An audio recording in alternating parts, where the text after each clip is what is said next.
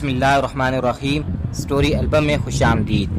میں اور میری بیوی سونار کی دکان پر گئے سونے کی انگوٹھی خریدنے کے لیے۔ کچھ انگوٹھیاں دیکھنے کے بعد میری بیوی کو ایک انگوٹھی پسند آ گئی۔ قیمت ادا کر کے جیسے ہی میں باہر نکلنے کے لیے مڑا تو ایک باروب شخص سے ملاقات ہوئی جو کہ مجھے جانتے تھے، لیکن میں ان کو بھول چکا تھا۔ بس اتنا یاد تھا کہ ماضی میں کبھی ان سے ملاقات ہوئی تھی۔ یہ صاحب بڑی گرمجوشی سے میرے گلے ملے اور سوالیوں نظروں سے پوچھنے لگے، بیٹا لگتا ہے پہچاننے کی کوشش کر رہے ہیں آپ۔ میں نے کہا معذرت کے ساتھ، آپ کا چہرہ جانا پہچانا لگ رہا ہے، لیکن یاد نہیں آ رہا کہ آپ سے کب ملاقات ہوئی تھی۔ وہ تھوڑا سا مسکرائے اور کہنے لگے کہ میرا نام افضل ہے، ویسے لوگ مجھے بڑا بھائی کہتے ہیں۔ آج سے چند سال قبل آپ اپنی فیملی کے ساتھ ہمارے گھر آئے تھے، گلبرگ میں ہمارا گھر ہے، شاید آپ کو یاد آ گیا ہو۔ ان کی بات سن کر تو میرا سر ہی چکرا گیا اور میرا رویہ بالکل مؤدبانہ ہو گیا اور میں بے اختیار بول پڑا، سب یاد آ گیا بڑے بھائی، سب یاد آ گیا۔ میں نے سوال کیا، کیا آپ اکیلے ہی آئے ہیں یا آنٹی بھی آئی ہیں؟ بڑے بھائی نے جواب دیا، جی آنٹی بھی آئی ہیں اور دوسرے بھائی بھی آئے ہیں، وہاں بیٹھے ہیں، آپ ان سے مل سکتے ہیں۔ ایک سائڈ پر دیکھا تو آنٹی برقع پہنے بیٹھی تھی اور ساتھ ہی دوسرے بھائی بھی کھڑے چہرے پر مسکراہٹ سجائے میری طرف دیکھ رہے تھے۔ میں نے اپنی بیگم کو کہا کہ آنٹی کو سلام کرو اور بعد میں ان کا تعارف کرواتا ہوں۔ میری بیگم گئی، آنٹی کو سلام کیا۔ آنٹی نے بہت ہی اچھی طریقے سے میری بیوی کو سر پر ہاتھ پھیرا اور بہت ہی پیارے انداز میں میری بیوی کو دعائیں دی۔ میں نے آنٹی کو بتایا کہ یہ میری بیوی ہے اور یہ میرا 3 سال کا بیٹا ہے۔ آنٹی بہت خوش ہوئیں اور اپنے بیٹے کی طرف آنکھوں ہی آنکھوں میں اشارہ کیا، جس سے میرے بیٹے کی جیب میں 1000 کا نوٹ ڈال دیا۔ میں نے بہت اصرار کیا کہ یہ غلط ہے، لیکن آنٹی نہ مانی۔ کچھ ادھر ادھر کی باتوں کے بعد آنٹی سے آنے کا مقصد پوچھا تو کہنے لگی کہ اللہ نے میری بیٹی کو بیٹے کی نعمت سے نوازا ہے، اس لیے بیٹی کے لیے اور ان کے اہل خیانہ کے لیے کچھ تحائف خریدنے آئی ہیں۔ میں نے پوچھا آنٹی کون سی بیٹی؟ آپ کی تو تمام بیٹیاں شادی شدہ تھی، صرف ایک کنواری تھی جس کے رشتے کے لیے ہم لوگ آئے تھے، اور آپ لوگوں نے کہا تھا کہ ابھی 5 یا 10 سال تک شادی کا کوئی پروگرام نہیں۔ حالانکہ مجھے حیرانگی ہوئی تھی کہ گھر پر رشتے کے لیے بلوا کر پھر کہہ دینا کہ 5 یا 10 سال تک شادی کا کوئی پروگرام نہیں، کتنی غلط بات ہے۔ آنٹی کو جیسے ایک جھٹکا لگا، لیکن وہ ایک سمجھدار خاتون تھی، فوراً ہی سمجھ گئیں کہ بات کچھ اور ہے۔ پوچھنے لگی کہ یہ بات آپ کو کس نے کہی تھی؟ میں نے کہا والد صاحب نے کہا تھا۔ وہ کہنے لگی نہیں، دراصل بات کچھ اور تھی، لیکن آپ کے والد صاحب نے آپ کا پردہ رکھا تھا۔ میرے اندر ایک تجسس پیدا ہو گیا کہ میرے والد صاحب ہم سے کیسے غلط بیانی کر سکتے ہیں، اور میرے والد صاحب نے کبھی بھی جھوٹ نہیں بولا تھا۔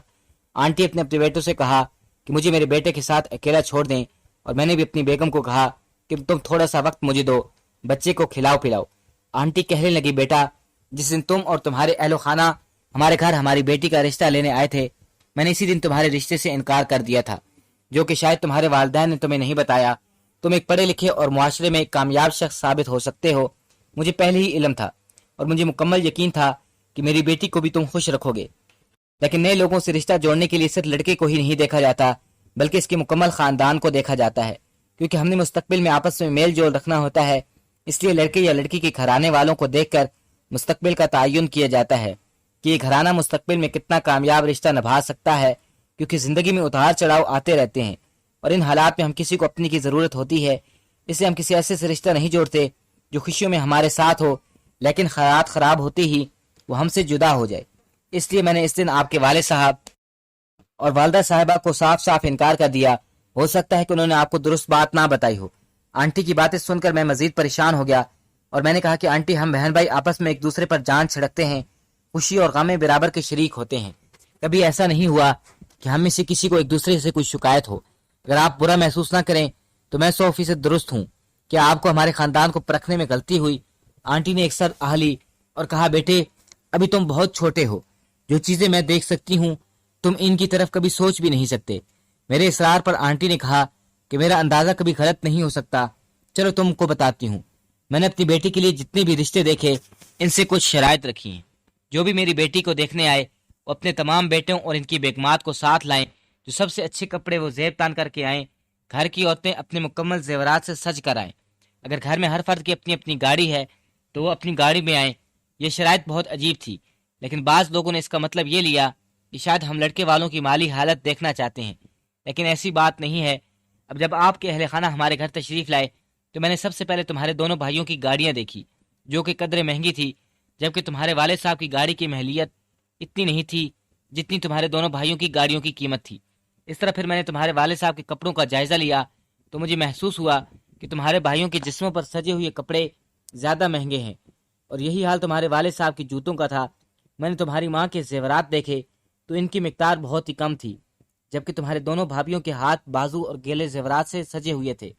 फिर जब मैंने तुम्हारी भाभीयों से पूछा कि घर का खाना पकाना कौन करता है, तो तुम्हारी भाभीयों ने कहा हम सब अलहदा अलहदा पकाते हैं और तुम्हारे वालिदैन का खाना बहन पकाती है।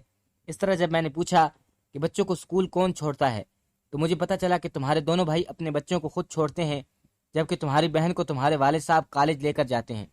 जब मैंने ये हालात देखे और सुने तो मुझे अफसोस हुआ इन बेटों पर जिनको पढ़ाने के लिए बाप ने अपनी सारी जिंदगी गंवा दी और इस औलाद को माशरे का कामयाब फर्द बनाया, लेकिन जब औलाद की बारी आई तो औलाद वालिद का सहारा बनने की बजाय अपनी जिंदगी गुजारने पर रजामंद हो गए। तुम्हारे बाप ने तुम्हारे लिए भूख और अफलास भी देखा होगा, पैदल सफर भी किया होगा, तुम्हारे मुंह में नवाला डालने के लिए भूख भी बर्दाश्त की होगी, तुम्हें अच्छा पहनाने के लिए खुद 2-3 साल एक ही जोड़े में भी गुजारे होंगे। लेकिन जब औलाद की बारी आई तो औलाद बाप को भूल गई और अपनी दुनिया की रंगरलियों में मगन हो गई। तुम्हारे भाइयों ने खुद तो नई गाड़ी ले ली, लेकिन इनको ख्याल ना आया कि हमारा बाप आज भी इसी पुरानी गाड़ी में सफर क्यों करता है, क्योंकि इस पर अभी भी तुम्हारी बहन की और तुम्हारी जिम्मेदारी है। इसका भी दिल करता है कि नए नए कपड़े पहनूं, लेकिन हो सकता है इसकी जेब इस चीज की इजाजत ना देती हो। लेकिन तुम्हारी भाइयों की जेब तो इजाजत देती थी कि अपने बाप के लिए अच्छा से अच्छा लिबास, अच्छे से अच्छा जूता खरीदते और अपने लिए बाद में खरीदते, क्योंकि ये रवैया तुम्हारे बाप का था। जब भी इसने कोई चीज खरीदना चाहिए पहले अपनी औलाद का ख्याल किया, बाद में अपना सोचा। इससे मैंने ये सारी बातें इसी दिन तुम्हारे वालिद से कर दी। हमें दुनिया की माल दौलत नहीं चाहिए, हमें तो ऐसे रिश्तेदार चाहिए जो अपने से बढ़कर अपने रिश्तेदारों को तरजीह दें, ताकि कल को जब हम नीचे गिरें तो हमको मजीद नीचे दबाने की बजाय ऊपर को उठाएं, ताकि कल को जब वो नीचे गिरें तो हम भी इनको सहारा दे सकें। माल और दौलत, अहला ओहदा या मर्तबा हमेशा नहीं रहता, हमेशा जो साथ चलते हैं वो सच्चे रिश्ते चलते हैं।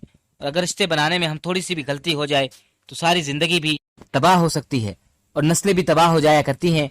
मुझे फख्र है कि आपके वाले साहब को उन्होंने आपको हकीकत से आगाह नहीं किया और फिर भी आप लोगों की गलतियों पर पर्दा डालते रहे। लेकिन देखना यह है कि औलाद अपने वालिदैन का कितना ख्याल रखती है। वालिदैन तो हमेशा से ही औलाद के लिए कुर्बानी देते आए हैं, अभी औलाद की बारी है और मुझे फख्र है अपनी औलाद पे कि आज कुछ भी हो जाए मेरी औलाद मुझे हमेशा तरजीह देती है। मेरे लिए पहले खरीदती है, बाद में अपनी बीवी बच्चों के लिए कुछ खरीदा जाता है। और मुझे फख्र है अपनी औलाद की औलाद पर कि वो भी अपने वालिदैन को अपनी जिंदगियों से ज़्यादा तरजीह देते हैं।